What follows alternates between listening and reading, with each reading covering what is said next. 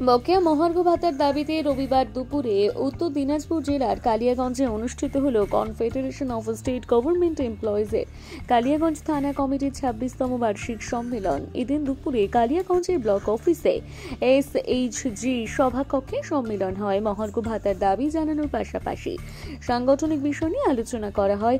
আগের তুলনায় তাদের সংগঠনের সদস্য বাড়ছে, দাবি সংগঠনের সদস্যদের। কালিয়াগঞ্জ থানা কমিটির আমাদের 26তম সম্মেলন অনুষ্ঠিত হচ্ছে। আমরা এখানে কর্মচারীদের বিভিন্ন দাবি দাওয়া নিয়ে আমাদের আলোচনা হচ্ছে। আপনারা জানেন যে মহার্ঘ ভাতা আমাদের একটা অন্যতম দাবি। আমরা এই মুহূর্তে কেন্দ্রীয় সরকারি কর্মচারীদের থেকে 1 জানুয়ারি 2024-এর হিসাবে 36% ডিএতে পিছিয়ে আছি।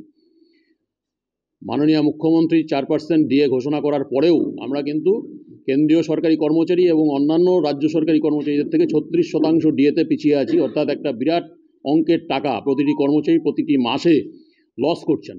আমাদের এই যে বিরাট লস, আমরা সরকারের কাছে দাবি রাখব অবিলম্বে আমাদের সমস্ত বকেয়া ডিএ মিটিয়ে দিতে। এবং আপনারা জানেন যে আমরা confederation of state government employees এটা নিয়ে মামলা করেছিলাম স্যাটে, এবং হাইকোর্টে আমরা জয়লাভ করেছি। তৎসত্ত্বেও ইচ্ছাকৃতভাবে সরকারি কোষাগার থেকে উকিলদের পেছনে পয়সা খরচা করে আমাদের এই ডিএ মামলা ঠেকাতে মাননীয় সুপ্রিম কোর্টে গেছেন। আমরা সুপ্রিম কোর্টে লড়াই জারি রেখেছি। আমরা আশাবাদী অতি দ্রুত সুপ্রিম কোর্টে আমরা আমাদের পক্ষে রায় পাব।